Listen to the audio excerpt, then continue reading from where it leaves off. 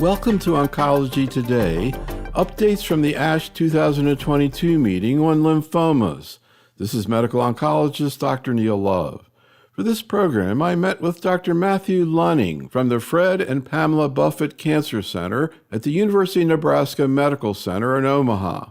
To begin, Dr. Lunning commented on a follow-up presentation of the POLARIX study looking at first-line therapy of diffuse large B-cell lymphoma, which included the antibody-drug conjugate polatuzumab vedotin.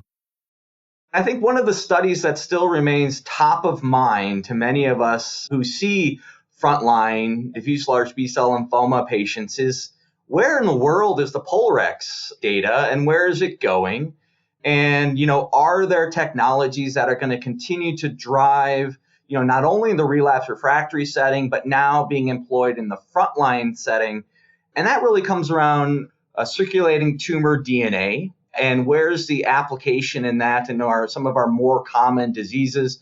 We've seen this in other more accessible disease landscapes, potentially around the concept of minimal residual disease and different technologies. And it just, to me, seems like we keep moving the football field goal post a little bit further away from using this technology to help risk adapt or risk stratify therapies or a number of cycles. And so let's just refresh on what the POLARIX study was. So this was a double-blind, randomized, ginormous frontline study in diffuse large B-cell lymphoma. Patients had to have an IPI score of 2 to 5 in order to enter into the study. This was agnostic to cell of origin, whether or not that was done by your gene expression profiling or immunohistochemistry for activated B cell or germinal center B cell subtypes. Again, it did allow double expressors,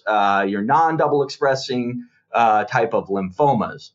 The control arm was standard R-CHOP, and the experimental arm was polatuzumab, rituximab, CHIP, and so removing the vincristine arm. And we know kind of from the initial POLARIX data and from the publication that there was, and this did meet the primary endpoint, expanding that progression-free survival, event-free survival curves. Here in this abstract that was presented at ASH by Dr. Herrera, they really dug down to those patients that they had matched tumor DNA, not only at the time before starting therapy, but then reassessed it at cycle 2, day 1. And they looked in the POLA-R-CHIP arm and they said, okay, those patients who have a log fold change that was greater than 2.5. So again, this is logarithmic, looking at the amount of circulating tumor DNA, and then over time, in a very short period of time, is that predictive of those patients who are going to have better outcomes if you look at it from a progression-free survival standpoint? And you can see on the left here that when you look at several disease characteristics, all of them in this forest plot portended to be in favor of those individuals who had a log fold change of greater than 2.5 in regards, and so regardless of their disease characteristics. And then jumping over to the right, looking at the progression-free survival. So if you had a log fold change of greater than 2.5, your 2-year estimated PFS was 87%, versus if you did not, your 2-year PFS was 66%. And so again, this kind of looks at the flavors of, we're really trying to move not only radiographically, if you think about, studies like ZUMA-12, which informed kind of after 2 cycles of anthracycline-based therapy, could you enrich for a population who needed cellular therapy at that time point? But here is kind of looking at only after 1 cycle, could you dichotomize a patient population that may need something better? What that better is, I think, is still out there, but at least it's moving the needle to the point where we can maybe say, okay, this may be a technology that we can employ in the frontline setting to kind of think about what to do next, or how do we continue to advance outcomes in frontline large cell lymphoma. So I'm curious what your perspective is clinically on the Polarix trial. Would you like to use this strategy? And if so, in which patients? Have you been able to do it with it not being approved? Any thoughts? I haven't dipped my toe in the water yet of using polatuzumab R-CHP in the frontline setting. I still do look for the double hit biology based upon FISH. So I still am using R-CHOP or dose-adjusted EPOCH-R. I think that I will be likely an early adopter if it does gain FDA approval from that standpoint, because I do believe that polatuzumab, is a better agent than vincristine. I can't think of the last time I thought about a refractory patient giving vincristine single agent in the relapse refractory setting, but I have absolutely no problem giving polatuzumab, as a bridge to CAR T cell if a patient has relapsed or refractory large cell lymphoma. Do you see any downside other than economic to using a Polarix strategy?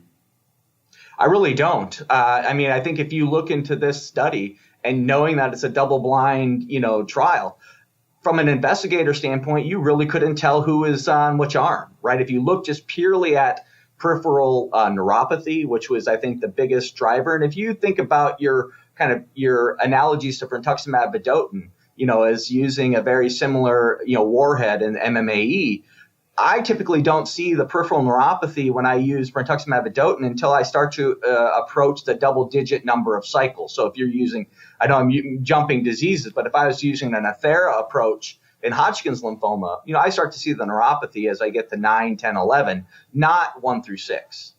If it does become accessible and approved, what about using it based on genomic subset? There are some people who are hesitant. Other people say, it wasn't a planned analysis, not enough patients. Any thoughts? Yeah, no, I think that the data continues to state that it appears to be somewhat agnostic to subtype of interest. And I don't think that, we all have the 99% have IHC, the 1% have gene expression profiling.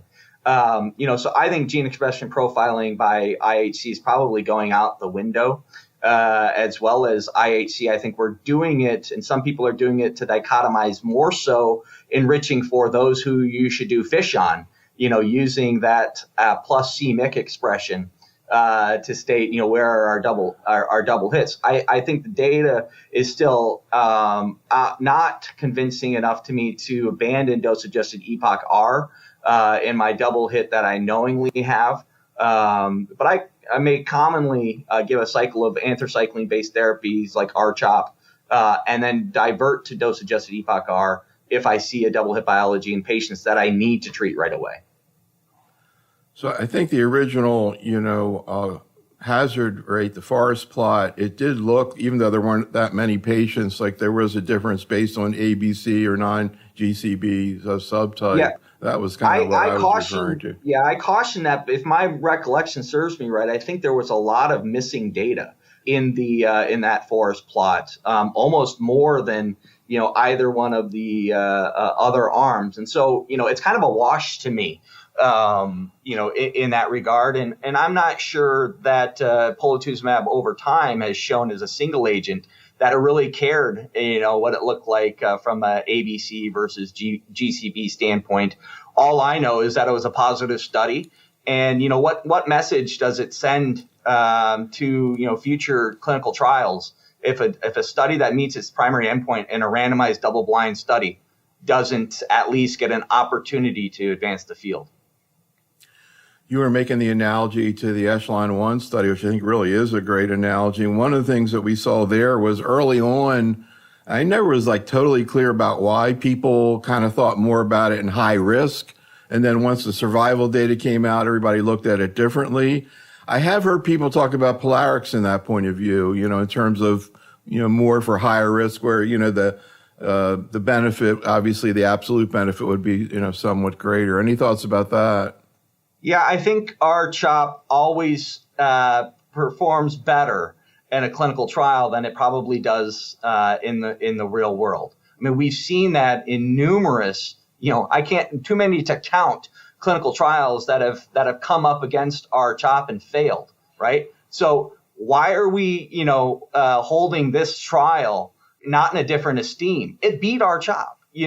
Everybody, goes and talks about RACVP, and it beat R-CHOP in a European study. But RACVP is really two different trial regimens and much more intense than Pola R-CHP. And this is mano a mano. This is one drug, blinded, couldn't tell. Yes, I understand the economic ramifications are what they are. But at the end of the day, the best chance to cure R-CHOP is with the first treatment. And I just don't think that vincristine is in the same weight class as polatuzumab. Please continue. So kind of dovetailing very nicely, we talked a little bit about in the first abstract around circulating tumor DNA. This abstract looking at metabolic tumor volume and how it could predict in the relapse refractory diffuse large B-cell lymphoma how well those patients do with a different therapy, a therapy that's approved in the relapse refractory setting, loncastuximab tesirine. And so this is looking at some of digging a little bit deeper into the radiographic measures of the LOTUS-2 trial. Again, loncastuximab tesirine, this is a CD19 antibody drug conjugate. What I find interesting about this drug is it brought into the therapeutic landscape a new warhead, which is the pyrrolobenzodiazepine warhead, or a PDB dimer. And so this comes, this isn't MMAE, this isn't MMAAF, that we're accustomed to. So, this drug did take some time to, get a learning curve on what this warhead brings to the table from an AE profile. But once they found out kind of the dosing strategy, the drug did drive benefit. And so here it's really trying to go beyond SUV max. And we're going to see this in a couple of other abstracts and really drilling down into this metabolic tumor volume. And so, as well as tumor lymphoma glycolysis, which uses metabolic tumor volume in perhaps a little bit more detail. One of my fears is that, yes, metabolic tumor volume does and appears, at least in this study, to do better than the maximum SUV, as did TLG.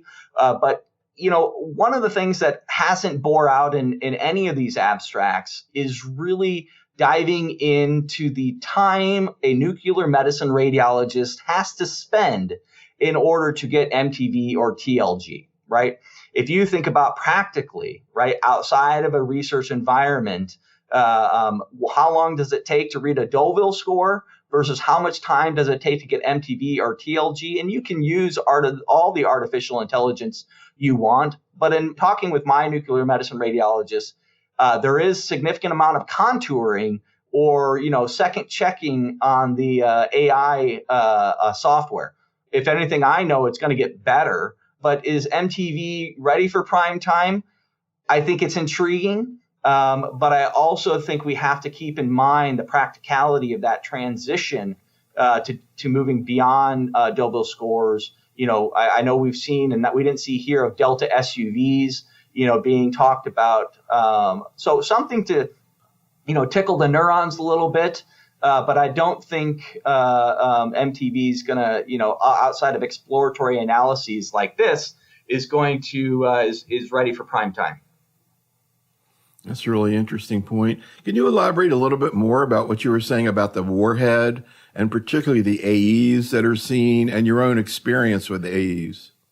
Yeah, so, I think that the AEs of interest really have come around edema. And so, whether or not it's pulmonary, more effusions or lower extremity edema, that can be mitigated with steroids as well as potentially diuretics. This drug is very interesting. It's given on a Q3-week basis. Where you use kind of a higher dose for the first 2 doses, and then you cut the dose in half for subsequent doses. In my practice, when I use this, I'm checking for response after the first 2 doses because, inherently I'm going down on the dose. And so if patients are stable disease or, I have a little bit of hesitation that they're going to drive benefit in a long-term fashion.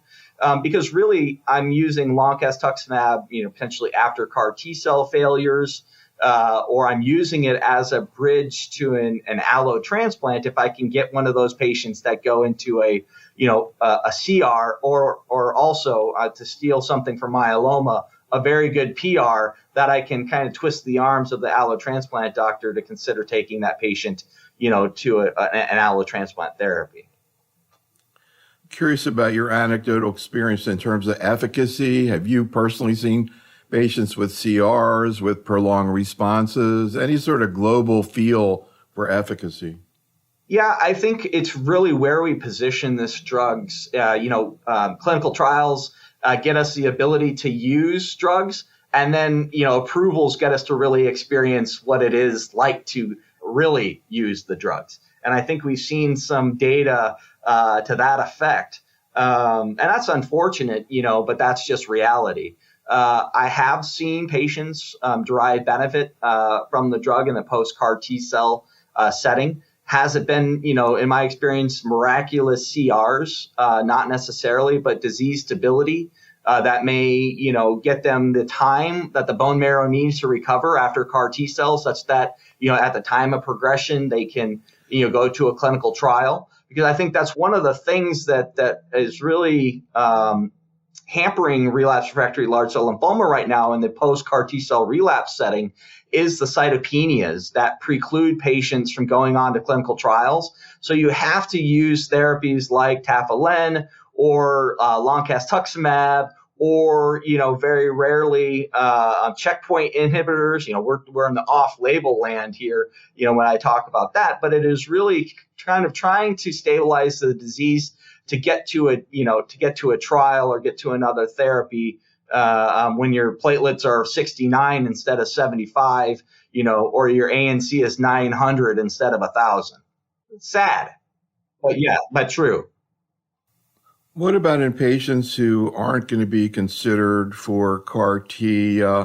Any experience there with, there's a bunch of options. People have a lot of questions about what comes first and all. But again, what have you observed? How much of a problem are these effusions and edema? And again, in the non-post-CAR T, do you also see similar kinds of benefit or different? Yeah, I think that the first part is getting experience with the drug and then getting experience in actually looking for it, right? You got to know about it before you're going in the room, right? How do you catch a pleural effusion? Well, you actually have to listen to the lungs, right? There should be dullness at the bases. If, you have to ask the right questions of, are you feeling like you're having more dyspnea on exertion? Can you walk less of a distance? I'm not doing chest x-rays every cycle. But I am examining the pretibial area bilaterally and asking them certain respiratory, questions that give me a higher pretest probability that if I do the next test, I might find something. Yeah, that's a really good clinical point. All right, let's continue. I guess another paper on metabolic tumor volume. Yes, so this is, thematically here, try to go in some semblance of an order here, but we're kind of jumping now from our antibody drug conjugates to cellular therapy, and this is looking at the ZUMA-7 trial. And so just to refresh everybody's memory, this is ZUMA-7. If it's a Zuma trial, it's an axicell, at least Zuma-7, Zuma-1, Zuma-12, or axicaptogene silolysyl or axicell. So this was its second-line study, where it went head-to-head against standard of care. And that standard of care, was your classical ARCH, our ICE, our GDP, our DHAP. In first relapse, diffuse large B-cell lymphoma, those patients who are primary refractory or had relapsed within a year. So really trying to enrich for that poor, or where we know is poor outcomes based upon the SCHOLAR-1 data. We know that ZUMA-7 met its primary endpoint for EFS, and so this is really starting to look at, can we dig a little bit deeper based upon radiographic measures into metabolic tumor volume that can dichotomize, those patients who may or may not do well with cellular therapy. We know, at least from the data, that standard of care appeared to not do very well. And you can see it here in this event-free survival curve. The reason for this is, when we look at some of the data in large cell lymphoma, we use SPD. And SPD has been trying to be a measure of, how big or what's the volume, if you will, in a non-volumetric measure, because you're using area essentially as part of the equation, on how much does the CAR T cells have to chomp away to get to a CR. And maybe it's not telling all of the story, and maybe metabolic tumor volume can tell a better amount of the story, because you may have a higher SPD, but the MTV might be lower.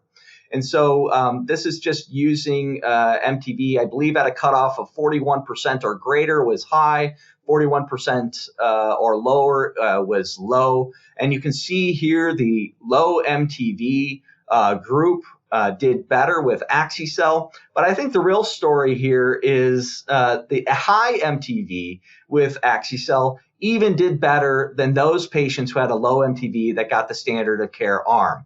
And remember, those patients were patients that went on to get second-line chemotherapy with an intent to go to an autologous stem cell transplant if a chemosensitive response was amenable in the control arm. And so MTV may have a role here. But again, it's kind of, what do you do with it? What's the next step? Do you risk adapt those axi-cel high MTV patients to get something else beyond axi-cel, either as a precursor to CAR T-cell or as a maintenance therapy after CAR T-cell? And I finally think we're starting to get into that landscape in the clinical trials where we have enough, data, we've enriched the population enough, because I think you and I can agree, Dr. Love, that there's still a significant amount of area above the curve in the event-free survival. We can try to do better to cure more patients, in second-line large cell lymphoma, especially, in this heavily chemo-refractory patient population that's just, their disease laughed at our chop. And so, sticking to the axi-cell theme here, this is an abstract that I got the pleasure to present at ASH this year. And what I thought was, the data was pretty self-explanatory. I really enjoy the question and answer period of my oral presentation. Also, I think there were some provocative questions, one that gets at the real world and just real kind of societal issues around therapies globally. And this was really looking at those patients who were in Scholar 1 and then matching them to, the axi-cel experience and trying to do a matched analysis and looking to see what was the true outcomes of age and other variables, whether or not you went to CAR T-cell or if you got chemoimmunotherapy. And you can look here, one of the things that I've always been interested in is to look at age and CAR T-cell outcomes. And, across the board, pretty much age didn't matter, right? Sometimes those who are 65 or older and got cellular therapy may appear to do, it's a slightly better, but it's not, often statistically different. But here you can see, regardless of age and with axi-cel, you had a better chance of getting into a CR with a CAR T-cell therapy compared to chemo immunotherapy. And regardless of age, your probability of living longer was higher if you were shunted down that CAR T-cell journey versus if you just continued to get chemo immunotherapy. I think the biggest thing here is that age should not define CAR T-cell eligibility. We should be striking that from clinical trials. I don't see a reason why, if it becomes part of your national guidelines to say, you are not CAR T-cell eligible if you are 65 or 70. I just don't think the data supports that. Granted, you have to look at other comorbid conditions, right? And I don't think that this applies just to axi-cel. I think this data set, applies to axi-cel, but my gut is that this applies to the other CAR T-cells that are approved in large B-cell lymphoma in the relapse refractory setting. I think that this is just the perception that axi-cel perhaps is the toughest to get older individuals, through. And, I think that has been my experience, but I don't think that it's impossible. And you have to use some clinical judgment on who's going to get axi-cel versus who's going to get lyso-cel versus who's going to get T-cell versus who's going to get a clinical trial, with a cellular therapy agent. But one of the things that I don't think is age should be a definer. And I went as far as to say that it's potentially ageism at this point, based upon the data. I guess the other question is going to be who's going to get a bispecific, but just sticking with CAR T, you mentioned comorbidities. Any specific comorbidities that relate to CAR T, a cardiac, renal function, any sort of red flags for you specifically in terms of types of comorbidities? Yeah, I think a data set that I'm not going to talk about, but I think that really tried to hammer, into this in some chink in the armor to those who say, too sick to CAR, was the pilot study. The pilot study was looking at patients over the age of 70. They had compromised renal function. They had cardiac down to an EF of 40%. They had DLCO parameters that, who knows what those mean, and looking at those outcomes, those patients were able, some of them were able to get outpatient CAR T-cell, and stay outpatient. So I do analyze creatinine clearance because I do adjust the fludarabine dose around creatinine clearance. I think that does play a part not only in cytopenias or prolonged cytopenias, but potentially the risk of fludarabine-induced neurotoxicity, which can cloud the picture when you're dealing with ICANS from that situation. I'm not sure that if you have well compensated heart failure, and it's well managed, that necessarily has to be in the equation. And remember, in the trials, it was oxygenation greater than 92% or greater got you onto the trial, not a DLCO of some value, from that standpoint. And then one of the other pieces is I really look at KPS from, what it's driven by their comorbidities, and I look at KPS that's driven by their lymphoma, right? I'm more likely to take a patient to CAR T-cell because I know that there are my patients that are alive because of cellular therapy that would not be alive without it. And most of those patients came in hot, right? They came in with their lymphoma, trying to take their lives. And the one thing that salvaged them was cellular therapy. And if you have that risk-benefit discussion with the patient and their family and they know what they're entering into, this isn't, this is the real world. This is life or death for a lot of these patients and their families. And if they get it, you go. That's a really good point. I guess the other thing is, I think at this point, people are aware of the fact that the criteria for an autologous transplant and CAR T is really somewhat different.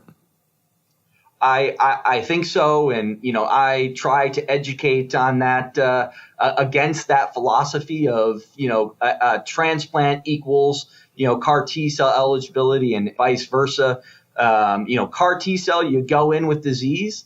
Transplants, you don't, or you try to go in with minimal amounts of disease. I think we can start to see, some data to support that maybe we should chomp away at the disease a little bit if we can. But remember, you can't have, the saying I like to use is you're really changing your wavelength a little bit about you want disease stabilization without ECOG migration. You can get, but you got to choose wisely on what therapies you're using to kind of debulk the disease or stabilize the disease as you try to get to CAR T-cell. Because the odds are if you're using combination chemotherapy, you're getting stable disease or maybe a little bit of reduction, but you may be coming at a risk of toxicity that makes them CAR T-cell ineligible based upon damage to the bone marrow, the body, the organs. So the next abstract is looking at from the transform data set. And so this was a randomized phase 3 trial of lisocabtagene maraleucel or liso-cel versus standard of care. And one of the things that was different between the Transform trial versus ZUMA-7 that I wanted to call out in this abstract is that in ZUMA-7, those patients who progressed on the experimental arm came off and got commercial CAR T or didn't get CAR T or got an experimental CAR T or got some other therapy versus in the Transform trial, if you progressed on the experiment or the control arm, you were allowed to cross over and get liso-cel on the clinical trial. And so while the data set here continues to show that an advantage in the experimental arm, which was liso-cel over the standard of care arm, with a very short EFS of 2.4 months, this is the first time that we've seen the crossover subgroup. So how did those patients do? That crossed over, that had an event in the control arm, and then went on to receive liso-cel, if you will, in the third line setting where liso-cel is approved also, right? But again, you got to remember that Transform enriched for a chemo-refractory population, those who are primary refractory or relapsed within 1 year. And so you can still see here the median PFS is 5.9 months. That's not great, right? I mean, that's right in line where we were with the Transcend data set. So, if you want to have the best outcomes in a primary refractory population or an early relapse population, second line CAR T cell is where it's at. It's not waiting for, a third line, waiting them to get to the third line because then they're going to, still get to CAR T cell. I think, that we're finding the sweet spot of cellular therapy here, at least in this enriched patient population. And so really it begs, the referral is, call at primary refractory, call at first relapse. Don't just give them second line chemoimmunotherapy. Let the CAR T cell center kind of help with the nuances of how to get there and how to get there in the second line. The next study is kind of a match-adjusted indirect comparison of liso-cel versus axi-cel for second-line patients. And so this is trying to align, taking the Transform data and the ZUMA-7 data in the best statistically, massaging way when you know that there is probably never going to be a second-line head-to-head trial of axi-cel versus liso-cel in a similar patient population. How can you, in a statistical mindedness, analyze these two unique data sets? And you can see here, I think, what I take away from this is, liso-cel is probably equally effective to axi-cel. If you look at the toxicities, just along the way, perhaps there's less CRS, there's less high-grade ICANS with liso-cel to axi-cel. But this is, again, in the setting of not doing a lot of the risk mitigation strategies now that are being employed with axi-cel. So again, you're trying to compare apples to apples, but you're not, flavoring the new things that we're doing for axi-cel to reduce the risk of high-grade CRS or high-grade ICANS. In my practice, I'm not trying to necessarily negate all CRS. I'm trying to negate all grade 3-4 CRS. I'm trying to negate all grade 3-4 ICANS. But, my patients, we talk very candidly when I'm giving axi-cel to expect a fever, to expect grade 1 CRS, to note that we may be using tocilizumab, at the signs of first hypotension to help kind of pull the reins back on that CAR T cell. Because it's just feeding too fast. It's too much of a feeding frenzy, and we need to slow it down to try and prevent, high-grade CRS and high-grade neurotoxicity. You just may need to do that less with liso-cel in my experience. So I'm just kind of curious, putting aside reimbursement and just in terms of your own belief, what you think you'd like to do, what are the situations right now where you think it's really in the patient's best interest to with relapse diffuse large B-cell to get autologous transplant first before CAR T? And what happens when you use autologous transplant after CAR T? Yeah, I haven't been in the situation. I'll answer the second part first. I haven't been in the situation yet where I've taken a post-CAR T-cell patient to an auto transplant. In my mind, the die has been cast at that point, and those patients, I'm moving them towards an allo transplant because I just, they're often chemo refractory. I'm not sure that a beam-based, high dose therapy is going to be curative intent. And I think that when you're having CAR T cell, that's curative intent in my opinion, and so I'm still, if I'm moving in that pathway, I'm still looking for other curative intents, paths for that patient. And we're having that discussion around the question of when do you do an auto transplant still, I still think that if you relapsed at 18 months after frontline chemotherapy, our ICE and for 2 to 3 cycles response evaluation, and if you're in a metabolic CR or even a very good PR, and I know that's not terminology that's accustomed in DLBCL clinical trials, but I think it exists. These very good partial remissions. I think you can still take those people to an auto transplant and you can look the patient straight in the eye and still say, I think that we're doing this with curative intent. Do we have other options am I going to be looking at day 60 or day 100 for early relapses in that patient population? Absolutely. Because the second that patient relapses after an auto transplant, every day matters. Right? You just may be catching their disease at a lower disease burden that may afford them a better opportunity with cellular therapy to get a durable remission and potentially another opportunity at cure. All right, please continue.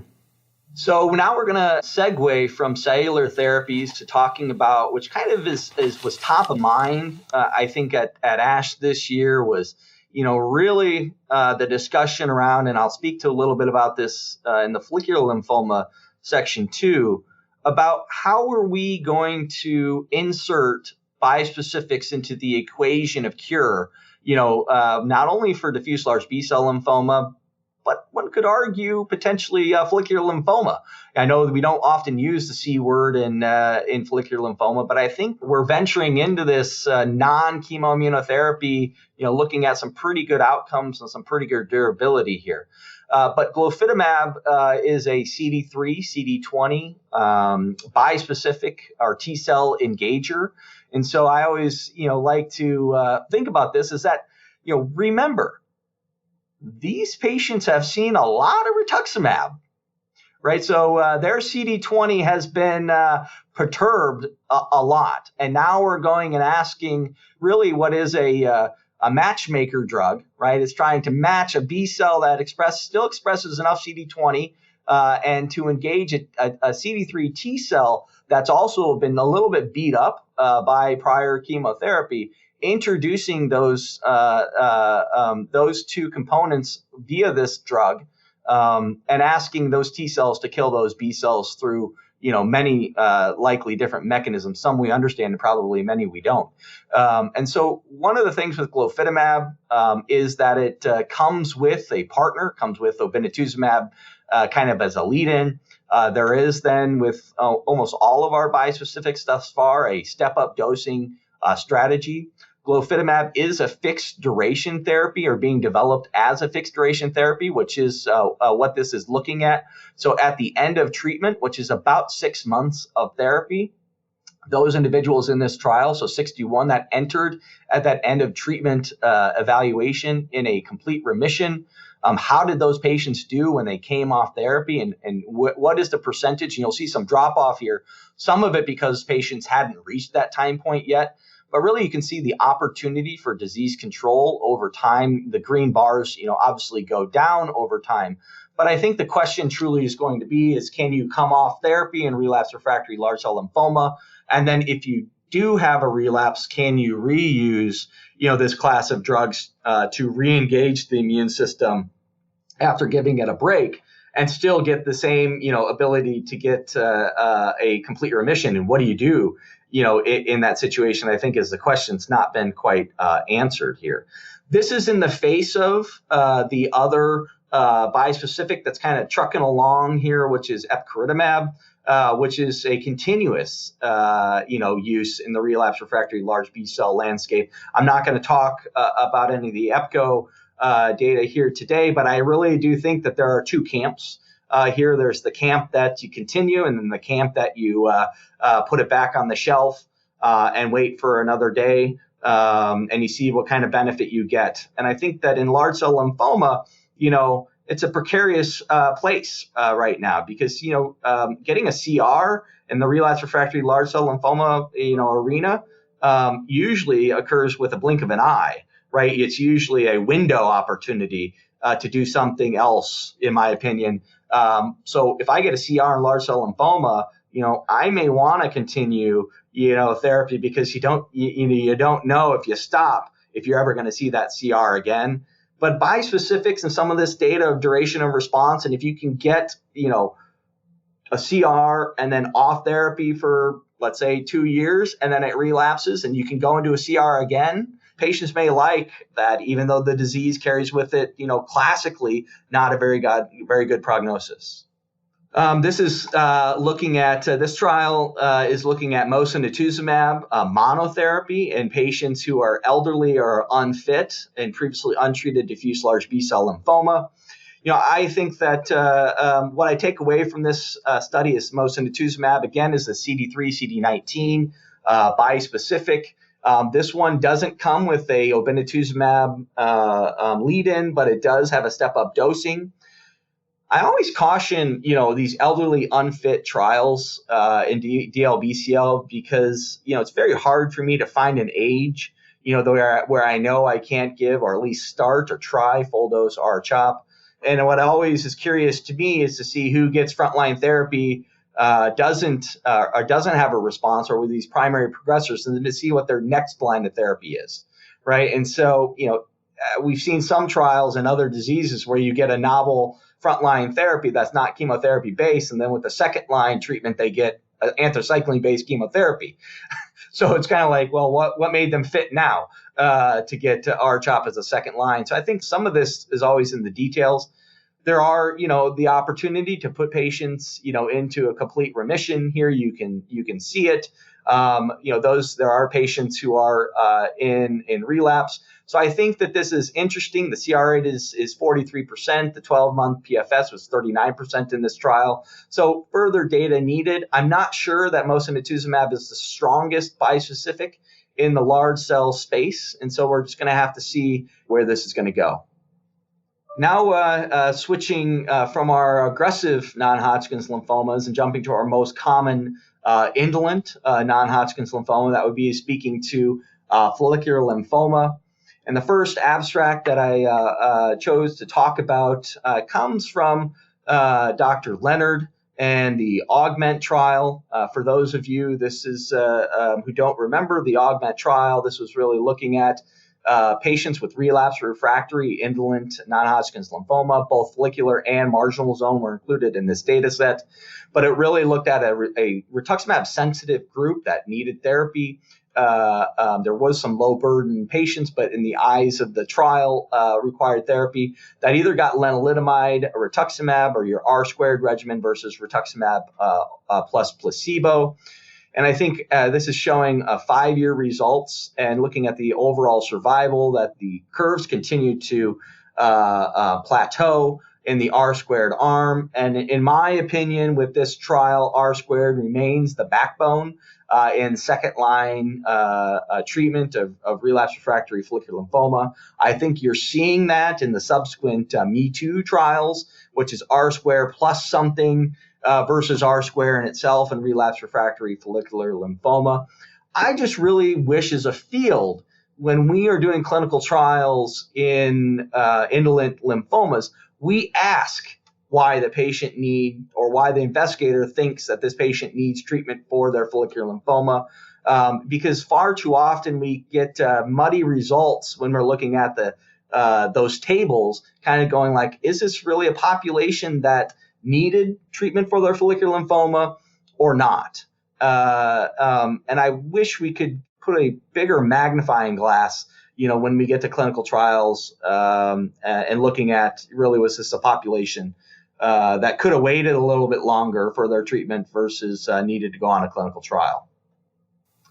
The next study, kind of leaning into this, Me Too clinical trial landscape, this is in relapsed refractory follicular lymphoma, is taking the EZH2 oral therapy tazemetostat.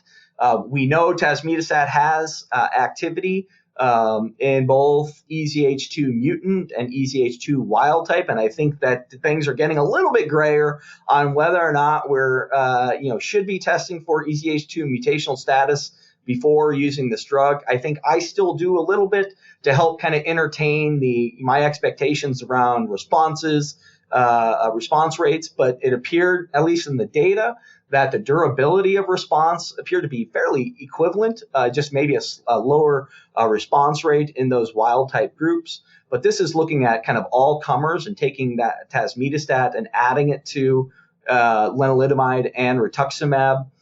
Really, I think tazemetostat was a very attractive partner to R squared because of the adverse event profile of tazemetostat. It looked to be very well tolerated in the patient populations that was studied. How well tolerated that will be in the real world, I think, is worth waiting to see if data sets looking at that come out.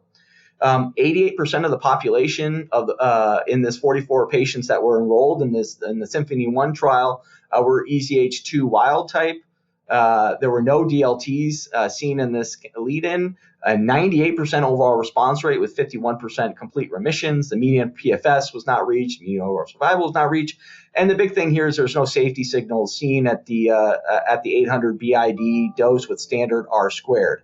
So I think that this is you're looking at the curves. This is an appropriate partner to move into a larger phase 3, which is currently accruing. The next is looking at jumping back into cellular therapy land, ZUMA-5, which is looking at the 3-year follow-up of Axi-cel, and this is in patients with relapsed refractory indolent non-Hodgkin's lymphoma. So again, the largest number of patients was in follicular lymphoma, a smaller number of marginal zone lymphoma patients, but really seeing here, everybody's kind of waiting for, is there going to be a plateau on that curve, and is that plateau high enough that I would, use cellular therapy in follicular lymphoma? If you look at the 36-month kind of landmark for lymphoma-specific survival, it was at 75%. One of the things that concern me, this is where you just got to take the investigators, feedback to heart, is, was the marginal zone lymphoma cohort early on looked a little bit precarious. But now, it appears that those curves have, stabilized out a little bit to be more representative of the follicular lymphoma cohorts, because people were wondering, what is it about marginal zone lymphoma that, people weren't doing as well? Maybe that's not so. The other thing that I look at in these indolent lymphoma therapies with cellular therapy is what's the kind of the outcome after people relapse. And, that's, these signs of transformative relapses. So I worry sometimes that, if you use cellular therapy early, what do you do if a patient transforms? And I'm not seeing that here, that the escape mechanism per se, based upon the data that I've seen, is stating that, these people that are progressing with marginal zone or follicular lymphoma are escaping as large cell lymphoma. And, that's a prognosis changer if that occurs. All right, so this is also looking at a different CAR T cell that's approved in the relapsed refractory setting, and that's T-Segenlec-Lusol, and this is data from the ALARA trial. So again, kind of looking at a similar longer-term data. This analysis is at 24 months, showing 57% the possibility of being event-free. If you had to ask me to go to a wall blindly and draw a duration of response curves to cellular therapy, this would be the curve that you could draw, in the dark, which is, if you can get into an early CR, that's where the opportunity for durability is, not only in large cell lymphoma, but what it appears to be in indolent lymphomas and in mantle cell lymphoma. So the time point just may change a little bit. So in early large cell lymphoma, in my experience, it's an early CR at 3 months. And then if you have stability at 6 months, those are the patients who are likely to derive long-term benefit. In our indolent lymphomas, I think the lesson here is maybe that inflection point's a little bit later at 6 months. And between that 3 to 6 months, you can still capture some of those PRs to go to CRs. But you just got to be a little bit more patient in marginal zone and follicular to see those CRs mature. And so I'm not panicking as much as I probably do in the large cell lymphoma when I'm not seeing a CR at 3 months in my follicular lymphoma patient population that I'm, if I were to take a patient to CAR T cell in that disease. But I think the real question is where do we slot bispecifics in relapsed refractory follicular lymphoma? And this is data from mosunetuzumab. This is being used as a monotherapy. And this is a very interesting analysis. So you have a trial that just gave mosunetuzumab single agent, but then they went into their own patient population and said, well, how do these people do with the therapy that was right before they got mosunetuzumab? And you can see here that's the green line. So that's how what the PFS was to the therapy that predated that. And then marched out the curves of what mosunetuzumab did from a PFS standpoint. So I really think that this gave the opportunity to kind of say, mosun at least shouldn't be inserted here, but it probably, should be inserted a little bit earlier. And these were patients who had received 2 or greater prior lines of therapy. And again, just like glofitamab, mosunetuzumab is a time-limited therapy. So I think in my practice, as soon as we, we have experience using bispecifics, but I am going to be talking to patients about bispecifics, likely as third line in follicular lymphoma. And I think it will move CAR T cell to the later lines or, when that transformative biology comes, if it does come. And then, we threw this in here, or I threw this in here just because, I wanted to see, we know about blinatumomab, and blinatumomab had a little bit of a history in non-Hodgkin's lymphoma. But this is kind of coming at a different bispecific, which is looking at a CD3, CD19. Again, Mosun and Glofit and Epco and Andronextamab, those are CD3, CD20. This is really bringing back, CD19, CD3 T-cell engagers in B-cell non-Hodgkin's lymphoma. And how is it doing that? It's because it's an IV therapy that's given every 2 weeks. You can see the patient population here is very broad. And yes, it's small numbers, but look at that. Median prior treatments, 4. I've never seen a range of 21 being the upper bounds, in a relapse refractory trial. I'm not sure I can even name 21 therapies without recycling a few. But anyways, it is what it is. But look at over here, those red boxes, usually red is not good. In this situation, red really calls it out as a CR in a box. So that's not progression, folks. That's CRs. So this is a very interesting, drug to watch here. Got an overall response rate of 72% with a CR of 61%. So while it is entering a crowded space and needs longer follow-up, I'm very intrigued by TNB 486. So typical tolerability issues, CRS mainly? Yes, and the CRS was seen with this drug. But remember, CRS, I'm not sure the pathophysiology and the pathobiology of CRS is the same in our bispecifics or our T-cell engagers as it is for CAR T-cell. And I think, the boogeyman with regards to CRS and ICANS is, maybe not as scary, if you will. You have to have the right setup and you have to, not forget about it. But, I think we're getting more accustomed to realizing CRS is just, the way of the therapy. It's kind of like I wasn't practicing when rituximab first hit the market, and infusion-related reactions were occurring, and we just learned how to manage them, right? It became a physician, IRR, and then really it was in the hands of, right now it's in the hands of our oncology nurses, We built plans out on how to risk mitigate, and as well as how to treat. We will get there with bispecifics to where bispecifics and CRS and ICANS is not necessarily an impediment to the therapy, but it is just an acknowledgement that can come, and we just will have systems in place and guidelines in place to bring these therapies to the patients. I don't know if you know, but I was kind of wondering what I would think a lot of general medical oncologists would not typically have tocilizumab available in their clinic. I guess they would probably need to. And is it any big deal to use it clinically? Yeah, I'm not sure that the jury's out on T-cell engagers and the immediate necessity of tocilizumab. I think we really need to look at this as a field. This is kind of one of those situations where the field may have gotten ahead of the data. I'm not sure that steroids is not going to be as effective or more effective for CRS management than tocilizumab. Granted, we're going to have to look at the data. We're going to have to look at, to your point about having tocilizumab on hand, and the cart may have gotten a little bit ahead of the horse here, in regards to risk mitigation, CRS management. But, 10 milligrams of dexamethasone is a heck of a lot cheaper and a heck of a lot more accessible than tocilizumab. And I'm not, it comes back to the whole principle of, we are the ones who chose to call this CRS, right?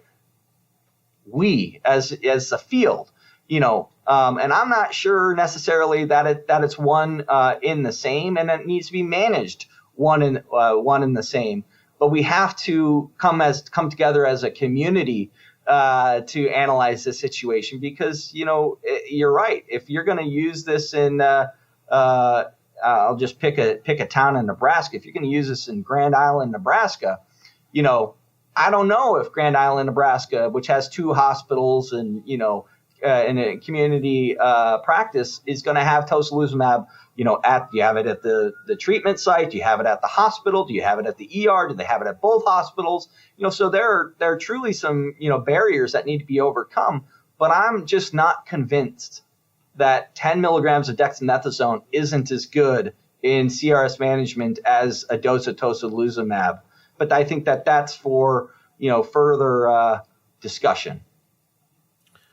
Yeah, I was kind of surprised in the same vein, when teclistamab, the bispecific in myeloma, was approved and they required hospitalization. I was like, is it really that bad? They have to be hospitalized for 9 days or something? Is that any thoughts about? I don't know if you have any exposure to that. I'm sure you see the transplant patients. Yeah, I think it is kind of the baggage that a class can carry over to another class, right? Right. And how do you get drugs approved? Well, you decrease risk, right? And then when you try to bring it to the masses, you have to reassess risk, right? So a lot of these other bispecific therapies, at the beginning may have required hospitalization, but over time, did the label come out requiring hospitalization? Well, to my knowledge, mosunetuzumab didn't. Right. And so you let the data drive, the decision rather than, somebody else drive the data. Yeah, that was exactly my question. Why mosunetuzumab didn't require hospitalization, teclistamab did. From our point of view, I don't know. There's maybe some good data to support it. It was kind of hard to figure out why, but. Yeah, no, it is often hard to figure out. And, to be quite honest, the investigators don't get to sit at the table when those discussions are happening around, whether or not, in a clinical realm, we feel that people need to be or not. We may help inform the guidelines on the back end, but I'm not sure we're sitting there planning out the prescriber information. So speaking of myeloma, I see iberdomide here being looked at with lymphoma. That's interesting. Yeah, iberdomide got a name. I think it's going to make, if it's going to make a name, it may not be in lymphoma. This trial is, a fairly heavily pre-treated patient population, median of 4 lines of therapy. And, it did, you can see here the single agent was looked at in cohorts A at 2 different doses. And then you added a little bit of antibody, whether or not it was rituximab in cohort B or obinutuzumab in cohort C. But I'm just not necessarily seeing a clear path forward here, unless you're adding something to it. Is this your kind of or iberdomide IO, in second line follicular lymphoma? I just don't know the path forward here, at least with this cell mod. I think the cell mod class is interesting. But again, I guess I kind of said it. I'm not sure that's better than lenalidomide plus a monoclonal antibody. Yeah. I'm still waiting for one of those to get approved in myeloma. We've been hearing about it for years. Yeah. So we're going to jump back to the middle of the road, which I saw as, mantle cell lymphoma, in my opinion, always has one leg straddling, both sides of the aggressive and indolent fence. It can present indolently or it can present very aggressively, but I find it a very intriguing disease to talk about. And it was the talk of the town at ASH. It was in the Big Easy this year. I think everybody, if you sat in, maybe not everybody, but it was packed for the plenary session for what was abstract number 1, which was the Triangle trial, which came to us from the European Mantle Cell Lymphoma Network.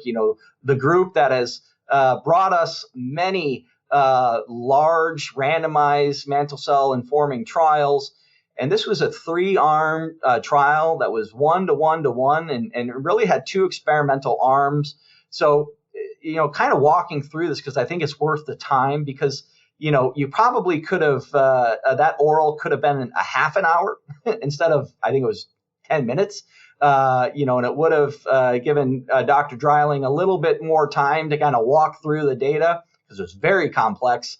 And I think, but it did allow for a significant amount of backroom discussions about really what are we going to do here with this data.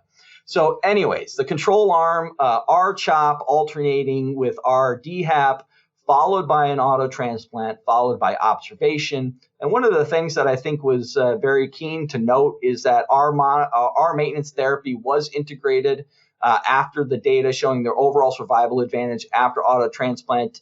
But the important thing was that the rituximab didn't appear to alter the arms because it was appeared to be given in a fairly equal percentage. And I believe in the forest plots, it didn't look like it affected each one of the arms, whether or not it was a control or the 2 experimental arms. The second arm was giving ibrutinib with the R-CHOP arms, but not with R-DHAP arms, followed by an auto transplant, followed by 2 years of ibrutinib maintenance and then observation. And the second experimental arm was R-CHOP plus ibrutinib, alternating with R-DHAP, and then 2 years of I maintenance or ibrutinib maintenance followed by observation. So in that third experimental arm, getting rid of the transplant, right? And so this has been a question all along. There's a national trial in the U.S. trying to kind of look at this question too, but doing it based upon those who achieved the best of the best response, which was, your MRD negative via clonoSEQ, as well as PET negative, then randomizing that patient population. This is using a BTK inhibitor in the upfront setting, with maintenance and trying to pull away, that transplant. And so let's look at the first, the top right curve here, which is really looking at keeping auto transplant, right? So arm A versus adding ibrutinib to the auto transplant, which was here in the middle blue. And you can see here the green was statistically significant from a failure-free survival standpoint. So adding ibrutinib to the equation actually improved, but you had to keep the auto around. So then, you look at the bottom curve, and now you're asking the question, okay, now we're keeping the auto, but we're in the blue arm, which again is our control arm, but in the third or the bottom arm, you're just keeping the ibrutinib and getting rid of the auto transplant, right? And in that arm, from a failure-free survival, you can see that it was better than keeping just the auto alone without ibrutinib. So where does this lead us? Well, it leads us down a path of, if you are a cytarabine user or an intensive chemotherapy user of the R-CHOP, R-DHAP alternating regimen, can you utilize ibrutinib with the R-CHOP arm and then forego the transplant and just give 2 years of eye maintenance? And is it worth getting rid of that transplant for the transplant-related side effects? So if I'm going to dip my toe in the water of this, where am I going to use it? Because, if you look at the SHINE data, what held me back from adopting SHINE was the toxicity. So really, in my opinion, the devil of the details of the Triangle trial was how much toxicity did ibrutinib bring, not only during induction, but also in maintenance. And I think it looks acceptable in those younger, fit patients where you're trying to get the longest failure-free survival in the first-line setting, but you have to do it, by using a BTK inhibitor. So you're using one of the tools in your tool set, earlier on.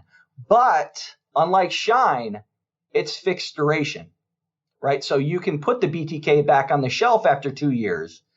And if they relapse 6 years later, guess what's still probably there, or some combination of it to use again. So I think that this will get slow. If it gets, on the guidelines, it gets approved, I think it will get slow adaptation, but it will get adaptation in a young, fit population.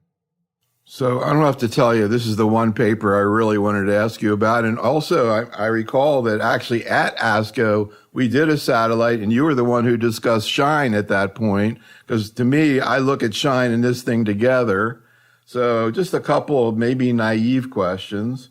So one thing I don't see here was the hazard rate on these curves. And my recollection was, like, the addition of ibrutinib had a better hazard rate. I don't even know if you can compare them, but compared to SHINE. I think SHINE was maybe about 0.75. Is that right? Yeah. I think SHINE and Triangle, people are trying to put them on the same slide. And I can't, because, the backbone was different, right? BR. And the duration of ibrutinib was different. And here, arguably on my intensity dial, BR is a 4, right? R-CHOP's a 5, and I give R-DHAP like a 7, right? So and it's a different population of a younger patient population, less than 65, right? In Triangle. So, I think there are several caveats that I'm coming around to, right? Like, I had to sit down and really talk to my colleagues about Triangle, right? Because inherently I'm a BR person. I think BR gets people into a CR, and regardless if you're 55, 65, or 75 in mantle cell lymphoma. It's just, what am I going to do to each one of those age groups differently, right? 55 BR to a CR gets an auto transplant, maintenance rituximab, or I put them on the ECOG trial and let the randomization tell me, what to do and really solve that equation and that data point. The 65-year-old, I think the data is starting to do I do an auto transplant in that patient population, or do I just live for another day knowing that the BTK inhibitor is probably going to, do good? And in that 75 population, I'm asking myself, if they get COVID during maintenance rituximab, that could be a problem. So a lot more questions than answers coming out of Triangle, but I'm coming around to the data, with more time. I think that one of the things we need to continue to call out, which was called out in the in the SHINE data set is there are 0% T53 mutated mantle cell lymphoma patients if you never check for it. Right? There's 10%, 10 to 15% if you look for it. And I'm not sure you should be doing, this data set or BR, if the TP53 mutant patient population, I want to see, that a little bit more in the called out with longer follow-up in this data set. So let me ask you a few naive questions here as I try to sort of begin to even understand this. You're thinking about complex. I was just imagining, getting R-CHOP, R-DHAP, and going into atrial fibrillation, but I guess that's another story. All right. So first basic question: do we have any randomized phase 3 data demonstrating a survival benefit of transplant in younger patients with mantle cell? We have the survival advantage was in the rituximab maintenance around auto transplant. Trying to think if there was a survival advantage in any of the other trials. If you did a randomized trial, and I think there was like one that they started and wasn't able to complete, but if you did a randomized trial of BR and R maintenance versus arm A, so to speak, what would you see in terms of PFS and OS? What's your prediction? My gut is that the patients who got into a CR likely could defer auto transplant if you gave our maintenance down the road. Why? Because the second and the third line therapies are so much better now in mantle cell lymphoma versus if you had done it 10 to 15 years ago. We didn't have BTK inhibitors. We weren't going to have, I think bispecifics will come into the market, and we didn't have CAR T cell. So to show an overall survival advantage in the current state is going to be incredibly hard in this disease, which, if you look at how mantle cell lymphoma has changed over time from a survival standpoint, it's marching further and further out from an overall survival standpoint. And so I think, maybe what you do in the front line, yes, it matters, but I think we have more options, second, third, and fourth line to prolong the survival of the disease. Absolutely. And that's kind of what I'm thinking too, because now, you have other BTK inhibitors might be, safer than ibrutinib, and you have CAR T. Yep. Maybe you're going to have bispecifics. And you're probably going to have bispecifics. I think that's right. So do you really need to start out with a transplant when you have, and if you could do a 20-year study, which of course by the time you did it, it'd be outdated. Do you think there would be a benefit for transplant if you just did a good BTK, second line and then CAR T third line? Do you really need a transplant? Yeah, I think we're all asking ourselves that question. And, my practice, our practice should evolve with the data. Right. And my practice is evolving with the data. And I think that this is just data to help that evolution along, not unlike, what potentially the ECOG trial may help us inform, too, with regards to, MRD assessment and PET, kind of collaborating on whether or not, transplant can get away from that standpoint. We can get away from transplant there also. All right, please continue. So, kind of on the other end of the spectrum, when you talk about kind of R-CHOP, R-DHAP alternating regimens adding to it, is the phase 2 trial of acalabrutinib plus lenalidomide plus rituximab or the ALR regimen. And I think that this was a very interesting trial because it also started to incorporate real-time monitoring of minimal residual disease. So using this as a MRD as a dichotomizer of in a disease where, it's used to time-limited therapy. So you can see here small numbers, but great study, 24 patients. And these are curves that are kind of hard to find. These are like Hodgkin's lymphoma curves here, where you see nobody appears to have progressed and everybody is alive with a median follow-up of 19 months. And if you're MRD negative CR, you stopped at 24 months. And here's the other thing that I wanted to call out. Look at that. 3 out of 10 patients had a TP53 mutation. So I'm always looking for other things to do with those patients. Classically, I've probably been considering ibrutinib, venetoclax, off-label. If I caught a TP53 early on and I can get access to it based upon some of the TAM data. But here, this is also very attractive. So where does this go? I think it's impressive. It needs more patients. It needs, broader, people aren't afraid of lenalidomide. People are getting used to acalabrutinib and its early side effects to get patients through.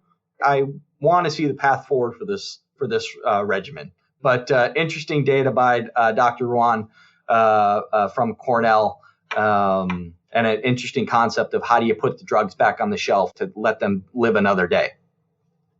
You let the disease define that.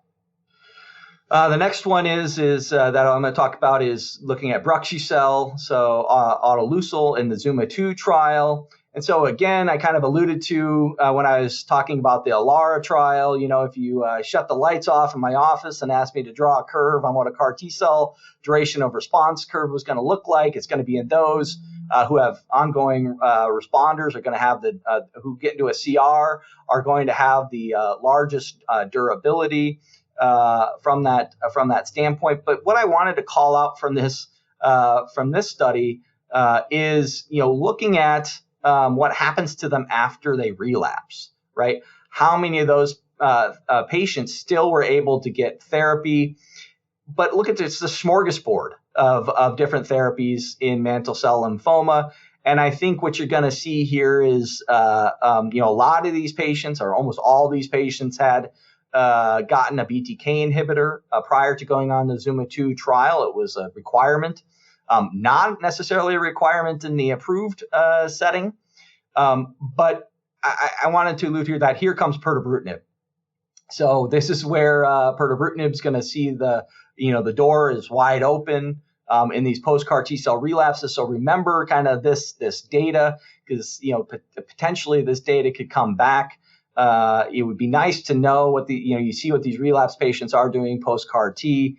Pirtobrutinib, I think, has an acceptable AE profile, and it will get used in the post-CAR T-cell relapses. It may even get slotted ahead of CAR T-cell in the BTK covalent relapses. Be mindful in the data with pirtobrutinib in the Bruin trial. Those patients who are BTK naive did a little bit better, but the BTK exposed, they did a little bit lower, but not dismal. But I really think the pirtobrutinib needs, if it's going to be started, in my practice, at least early on, it's going to be as a bridge to cellular therapy.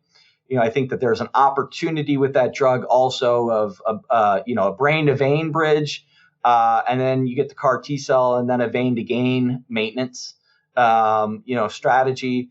And I think that that's, really where we're losing people in mantle cell lymphoma is on the way to CAR T after BTK relapses, not always after CAR T cell. So we have to remember the real denominator, both in large cell lymphoma, mantle cell lymphoma, and less so probably in follicular lymphoma, is that intent to CAR is not CAR. And so the clock starts when you and the patient and the family say you're going to go to CAR T cell, not at time of apheresis, not at the time of infusion, but when you want to do commercial CAR. And we don't have that data. We need to really pull out the brain to vein time as an important time frame in cellular therapy. It is the true denominator of the success of cellular therapies, and it is unmeasured in clinical trials. And it's just it's a hard data to get in a multi-institutional fashion, but it's something that I think we need to pay attention to. Switching to glofitamab, we saw glofitamab data in the relapse refractory large cell lymphoma standpoint. Again, glofitamab has the obinutuzumab component to it here. It has a step-up dosing, and this is data set from my colleague Dr. Phillips, who looked at not only different step-up dosing patterns, but also doubling the dose of obinutuzumab. You can see in the bottom cohort here with using 2,000 milligrams obinutuzumab lead-in and then followed by the step-up dosing. You see a lot of patients obtaining CRs with a lot of active follow-up. I think this is, again, entertaining the question of when to use bispecifics if they get a label in mantle cell lymphoma. Is it before CAR? Is it after CAR? We have seen, post bispecific data after CAR in large cell lymphoma. I'd imagine, we're going to see that more so coming to a future Congress near you, whether or not it's in person or hybrid. But I think it's going to drive this conversation and I want to be careful of the semantics, because when I left ASH, I was very concerned that we were moving towards an environment of bispecifics or CAR T. And some of these diseases, I think that there's room to have the conversation of bispecifics and CAR T, or bispecifics and cellular therapy. Why are we making them adversaries when they could be, for the patient's sake, allies? And, in my realm, I think that's where my mind is going. This is not an adversarial relationship. This is an alliance against the disease. In all, these are Marvel characters, going up against, in the end game against Thanos, in my opinion. Switching lastly to not to be forgotten, Hodgkin's lymphoma, and kind of moving into we spoke a little bit earlier about Echelon 1 and how I think in the advanced stage now with the survival advantage, my practice has went to adopt a BV backbone with AVD in frontline advanced stage Hodgkin's lymphoma. And so now, what do you do in a BV exposed patient population? I've adopted the Pembro GVD data by Dr. Moskowitz from Memorial. That data was very impressive. And this is, showing small patients around what was seen in the Moskowitz data set. I think hers was 32. This was 35 patients with a median follow-up of 13 months. This gave a Nivo lead-in dose followed by Nivo ice for 2 cycles. And you can see here the CR rate was 88% with a median follow-up of 13 months. You can see here a very good chance of surviving. What I caution is that we need to see more BV exposed patients to kind of see where the checkpoint inhibitors or the checkpoint plus, whether or not it's GVD or ICE.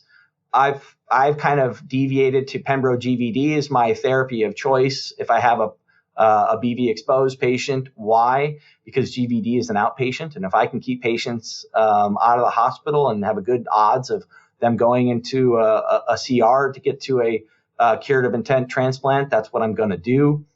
But I think that this, also is another potential option with great data in Hodgkin's lymphoma.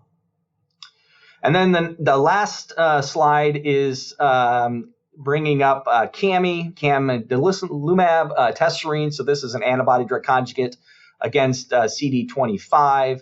And I think one of the tales of this drug thus far is not that it doesn't have activity in relapsed refractory classical Hodgkin's lymphoma. It's just kind of the unexpected baggage that can come with some of these therapies. And it's, very not very often do we see GBS or Guillain-Barré syndrome on the x-axis of many curves. In fact, I've never seen GBS on an x-axis of a curve, at least in lymphoma land here. And what this data set's trying to do is trying to carve out, in a population that really needs help, your relapsed refractory Hodgkin's lymphoma, and these are patients probably that have been BV exposed, that have been checkpoint inhibitor exposed, that are really looking for probably some bridge, and what it would arguably be a young population looking for a response to get them to an allo transplant in my mind, a therapy that has a potential to work.